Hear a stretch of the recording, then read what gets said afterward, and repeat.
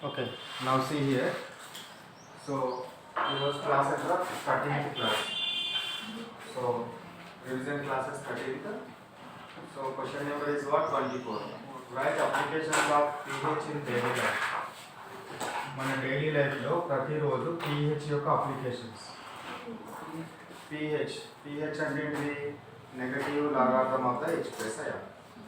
సింపుల్గా చెప్పాలంటే మనం రోజు యూజ్ చేసే ఐటమ్స్ ఏవైతే ఉన్నాయో, వాటర్ కానీ, ఫుడ్ కానీ, మిల్క్ కానీ, లేదా ఫార్మర్స్కి సంబంధించింది కానీ, వాటి లోపల pH వాల్యూ ఎంత ఉన్నది. ఇన్ జనరల్గా ఎక్కువగా ఉంటే ప్రాబ్లం ఉండదు, తక్కువ అయితేనే ప్రాబ్లం అవుతుంది. pH వాల్యూ జనరల్గా దాని వాల్యూ ఎక్కువ అయితే అది బేసిక్ నేచర్ అవుతుంది, తక్కువ అయితే అసిడిక్ నేచర్ అవుతుంది. అసిడిక్ నేచర్లోనే ప్రాబ్లమ్స్ అన్నీ ఉంటాయి. So pH value 7 pH value ఉంటే దాన్ని న్యూట్రల్ సొల్యూషన్ అంటారు. pH వాల్యూ 7 ఉంటే ఏమంటారు? Neutral solution. Most of the water surviving organisms, ఎక్కువ ఆర్గానిజమ్స్ అయినా సరే, ఎక్కువ జీవులు అన్నీ కూడా pH వాల్యూ 7 దగ్గరనే వాటికి సంబంధించిన బయాలజికల్ రియాక్షన్స్ కానీ, physiological reactions which takes place in their body takes place. కాబట్టి అట్లాంటి దానికి ఏమైనా ఎఫెక్ట్ అవుతుందా అనేది మనము చూడాలి డైలీ లైఫ్ అప్లికేషన్స్ లోపల. So first one I'm taking. మొదటి ఏం తీసుకుంటున్నాను అని అంటే నేను, so living organisms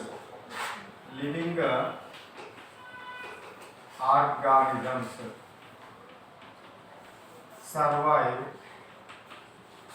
at pH is equal to 7. pH value 7 దగ్గర ఉంటే లివింగ్ ఆర్గానిజమ్స్ అన్నీ కూడా సర్వైవ్ అవుతూ ఉంటాయి. ఇన్ జనరల్గా you take what aquatic animals. So ఎప్పుడైతే whenever the water pollution is increases in the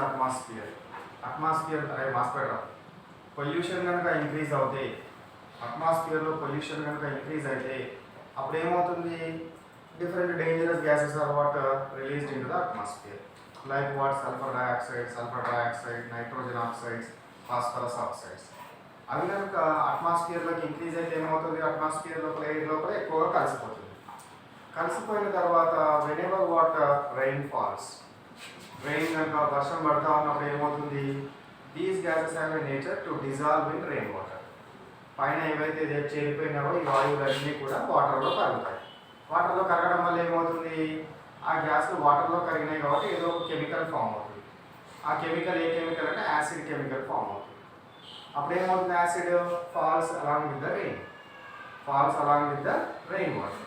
కాబట్టి రెయిన్ యొక్క pH వాల్యూ 7 ఉండాలి. కానీ due to dissolving of these dangerous gases, ఈ డేంజరస్ గ్యాసెస్ కలవడం వలన ఏమవుతుంది? దాని యొక్క అందులో యాసిడ్స్ కలిసిపోయినాయి కాబట్టి pH విలువ 7 కంటే తగ్గుతుంది, 7 కంటే డిక్రీజ్ అవుతుంది.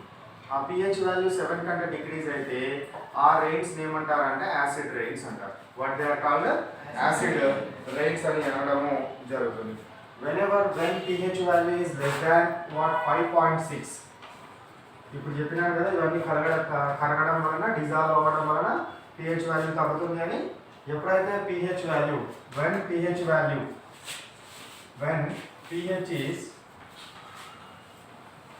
decreased 5.6, when pH is decreased 5.6 of rain water, it is called as acid rain. Acid rain అంటే యాసిడ్ ఎక్కడికి వెళ్తుంది? ఎక్కడికి పోతుంది? చెరువులకు, కుంటలకు, అన్నిట్లకు పోతుంది, లేక్లకి, అట్లాంటి వాటికి వెళ్తుంది. అక్కడ ఏముంటాయి? అక్వాటిక్ ఎనిమల్స్ ఉంటాయి. So that's why aquatic animals will affected by this pH range. ఈ pH వలన అక్వాటిక్ ఎనిమల్స్ ఎఫెక్ట్ అవుతాయి. So due to this acid rain aquatic animals are affected. ఏ ఎనిమల్స్ ఎఫెక్ట్ అవుతుంది? aquatic animals.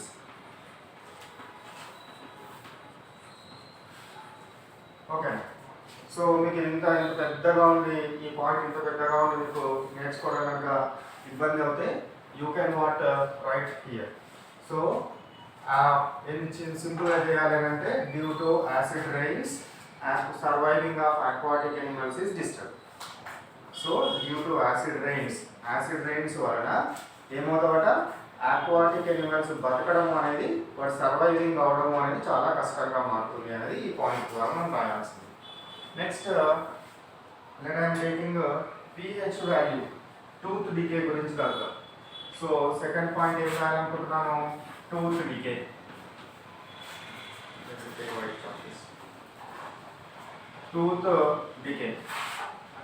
టూత్ డికే అంటే ఏంటిదా, పళ్ళు ఖరాబ్ అవ్వడం. టూత్ డికే అంటే పళ్ళు ఖరాబ్ అవ్వడం. దీనికి సంబంధించిన చిన్న కాన్సెప్ట్ వినండి. మన టీత్ ఏదైతే ఉంటుందో ఈ టీత్ కాల్షియంకి సంబంధించిన కాంపోనెంట్. దీనిపైన ఈ టీత్ పైన ఒక లేయర్ ఉంటుంది, చాలా గట్టి లేయర్. అది ఆ గట్టి లేయరు మనం ఎట్లాంటి ఆహార పదార్థాలు తిన్నా కూడా ఏమీ కావు. But when we are going to eat acidic substances కనుక తింటూ ఉన్నట్టయితే ఇది కాల్షియం కాంపోనెంట్, ఫ్లోరోఎపటైట్ అంటారు. Calcium phosphate and calcium fluoride యొక్క మిక్చర్. అది చాలా చాలా గట్టి పదార్థం. మనము ఎప్పుడైతే యాసిడ్కి సంబంధించిన కాంపోనెంట్స్ తింటూ ఉంటామో, అంటే అసిడిక్ నేచర్ ఉన్న కాంపోనెంట్స్ తింటూ ఉంటామో, ఆ పైన ఉన్న లేయర్ నెమ్మదిగా కరిగిపోతూ ఉంటుంది. ఎందుకంటే మీరు ఆల్రెడీ మనం డిస్కస్ చేసినాం, కాల్షియం కార్బోనేట్, కాల్షియం బైకార్బోనేట్లు ఏమవుతుంది, యాసిడ్ తోటి రియాక్ట్ అయిపోయి కార్బన్ డైఆక్సైడ్ గ్యాస్ రిలీజ్ చేస్తున్నాయి. ఇవి కూడా ఏమవుతాయంటే యాసిడ్లో డిజాల్వ్ అయిపోతూ ఉంటాయి, కరిగిపోతూ ఉంటాయి.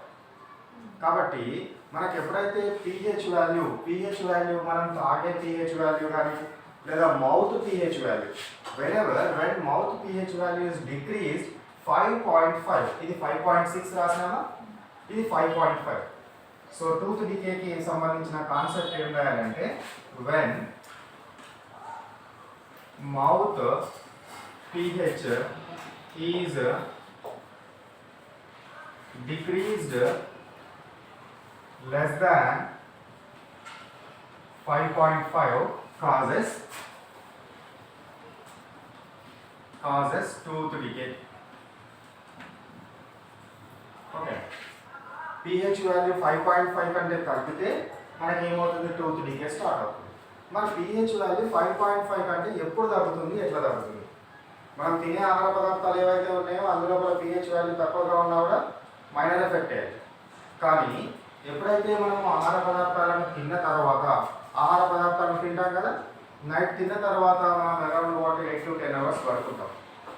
ఆ పడుకున్న టైం లోపల ఏమవుతుందంటే if any food materials are stick with our teeth, మన పళ్ళకి కనుక ఏదైనా ఫుడ్ మెటీరియల్ కనుక అతుక్కొని ఉన్నట్టయితే they going to be spoil. So బ్యాక్టీరియాల చర్య వలన ఏమవుతాయి, స్పాయిల్ అవుతూ ఉంటాయి. ఆ స్పాయిల్ అయ్యే సమయం లోపల pH value, mouth pH value decrease అవుతూ ఉంటుంది. మీరు మన లాలాజలం నోట్లో ఉన్న తీసుకొని ఇట్లా చూసినారనుకోండి, అది మొత్తం జారుడు స్వభావం ఉంటుంది, అంటే నథింగ్ బట్ బేసిక్ నేచర్ ఉంటుంది. కానీ ఏమవుతుంది, మనం ఈ విధంగా ఆహార పదార్థాలు ఏమైనా స్టిక్ అయ్యి మన నోట్లో ఉండడం వల్ల చెడిపోవడం వలన pH వాల్యూ ఏమవుతుంది, డిక్రీజ్ అవుతుంది.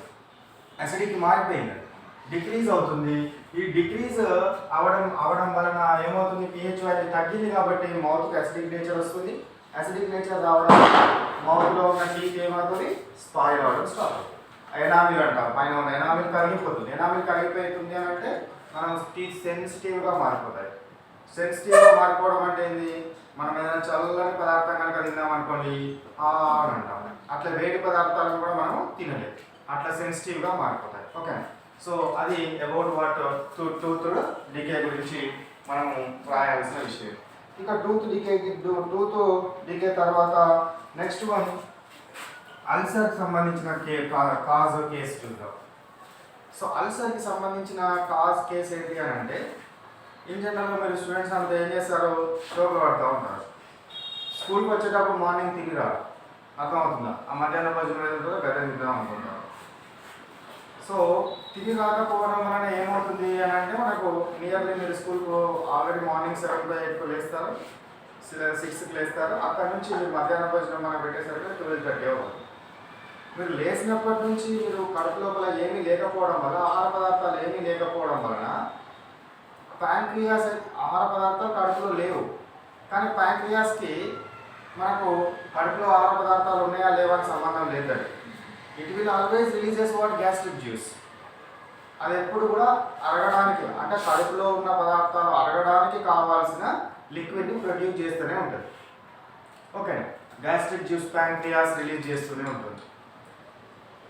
అది దానికి ఆ నేచర్ ఏ స్వభావం ఉంటుందంటే అది రిలీజ్ చేసే లిక్విడ్స్కి ఏ నేచర్ ఉంటుందంటే యాసిడిక్ నేచర్ ఉంటుంది. కాబట్టి మన కడుపులో ఆహార పదార్థాలు ఉంటే వాటిని డైజెస్ట్ చేస్తుంది. లేవనుకోండి అప్పుడు ఏం చేస్తుంది? అది లేవనుకోండి మన డైజెస్టివ్ ట్రాక్ ఉంటుంది కదా, అంటే కడుపు లోపల డైజెస్టివ్ ట్రాక్ ఉంటుంది కదా, దాని యొక్క వాల్స్ పైన ఉండే సన్నని పొరలతో రియాక్ట్ అవుతుంది. అది వాటిని తినడం స్టార్ట్ చేస్తుంది. తినడం స్టార్ట్ చేయడం వల్ల ఏమవుతుందంటే చిన్న చిన్న కురుకులు ఫామ్ అవుతాయి. ఆ కురుకులు చాలా నొప్పిగా ఉంటాయి. మనం ఎప్పుడైతే when we eat what food materials, what will happens, food materials తింటే ఏమవుతుంది, లోపలికి వెళ్తుంది. ఆ డైజెస్టివ్ ట్రాక్లోకి వెళ్ళగానే ఆ అల్సర్ పుల్లలాగా వాటికి రాయగానే ఏమవుతుంది, బాగా నొప్పిగా అవుతుంది. విపరీతమైన భరించలేని నొప్పి వస్తుంది. That is called as ulcer disease. Ulcer disease ఎట్లా వస్తుందని మీకు తెలిసింది. ఎట్లా వస్తుంది? Due to excess secretion or excess creation of water gastric juice and acidic nature అనేది వచ్చింది. అది వస్తూనే ఉంటుంది. ఎప్పటికీ గ్యాస్ట్రిక్ జ్యూస్ రిలీజ్ అవుతూనే ఉంటుంది కడుపులో. కాబట్టి రిలీజ్ అవుతూనే ఉంటుంది కాబట్టి అది పోయి వాల్స్ తోటి రియాక్ట్ కాకుండా ఉండాలంటే ఏం చేయాలి? ఫ్రీక్వెంట్గా 4 అవర్స్కి ఒకసారి 3 అవర్స్కి ఒకసారి మనము ఏదో తింటూనే ఉండాలి. తింటూనే ఉంటే మనకి ఏమవుతుంది, గ్యాస్ట్రిక్ జ్యూస్ ఎఫెక్ట్ అనేది తగ్గుతుంది. ఒకవేళ వచ్చింది అనుకోండి, అంటే మనకేమైంది, ఏదో తినలేదు, ఏదో కథలు పడడం వల్ల యాసిడిక్ నేచర్ అనేది ఇంక్రీజ్ అయింది. ఎట్లా డిక్రీజ్ చేస్తాం మరి? యాసిడిక్ నేచర్ ఇంక్రీజ్ అయింది కాబట్టి డిక్రీజ్ చేయాలంటే బేస్ని తినాలి. బేస్ని తినాలంటే ఏం తినాలి? పోయి సబ్బులు తినాలా? బేస్ అంటే సో మనం ఏ టాబ్లెట్ తీసుకోవాలంటే డైజిన్ టాబ్లెట్స్ లాంటివి తీసుకోవాలి. అందులో మెగ్నీషియం హైడ్రాక్సైడ్ ఉంటుంది. Magnesium hydroxide base. ఆ బేస్ పోయి యాసిడ్ని న్యూట్రలైజ్ చేసేస్తుంది. అట్లా మనము తినడము జరుగుతుంది. సో కాబట్టి ఇప్పుడు ఆ పాయింట్ గురించి రాద్దాం. ఏంటిది? ఏ పాయింట్ గురించి రాద్దాము? సో అల్సర్ పాయింట్ గురించి రాద్దాం. ఏం రాద్దాం? సింపుల్గా చిన్నగా రాయాలి మనం కదా, ఎగ్జామినేషన్ పాయింట్ ఆఫ్ వ్యూలో చిన్నగా రాద్దాం. So excess acid causes ulcer disease which can be cured by taking magnesium hydroxide, milk of magnesium iron. మీకు ఏ సింపుల్ ఉంటుందా? సింపుల్ ఉంటుంది, మెగ్నీషియం హైడ్రాక్సైడ్. దాన్నే మిల్క్ ఆఫ్ మెగ్నీషియం అని కూడా అంటారు. ఓకే, సో ఎక్సెస్ యాసిడ్ అనేది సిక్రీషన్ అవ్వడం వల్ల, ఎక్సెస్ యాసిడ్ అనేది రావడం వల్ల ఇట్లాంటి ఎఫెక్ట్ అనేది మనకు వస్తుంది. నెక్స్ట్ 4th వన్, మనకు ఇంట్లో కూడా పాలు తీసుకుంటాం కదా, రోజు ఇంట్లో కూడా పాలు పోసిపోతారు. పాలు పోసిపోతే కొద్దిసేపు ఆగిన తర్వాత, ఒక 1 hour 2 hour ఆగిన తర్వాత మనం వాటిని కాగబెడతా ఉన్నాం అనుకోండి, చాలాసార్లు పగిలిపోతూ ఉంటాయి. అదే మీరు షాప్లో కొనుక్కోరండి, పాల ప్యాకెట్ల రూపంలో కొనుక్కొస్తారు కదా షాప్లో. కొనుక్కొచ్చిన పాలు ఎక్కడైనా పగిలిపోవడం చూసినారా? ఒక 100 రోజులు 200 రోజులు అబ్జర్వ్ చేస్తే ఎప్పుడో ఒకసారి పగిలిపోతాయి. పగిలిపోవడం అనేది తక్కువ పర్సంటేజ్ ఉంటుంది. ఎందుకు పగిలిపోవడం తక్కువ పర్సంటేజ్ ఉంటుంది అంటే, పాల లోపల ఏమవుతుంది అని అంటే, పాల లోపల మనకు బ్యాక్టీరియాస్ ఉంటాయి. ఆ బ్యాక్టీరియాలు ఏమవుతుంది అని అంటే, they will produces what some acids, కొన్ని యాసిడ్స్ ప్రొడ్యూస్ చేస్తాయి. లాక్టోబాసిల్లస్ ఏవో ఉంటాయి లేటి కాదు మనకు బయాలజీ టర్మ్ అవసరం.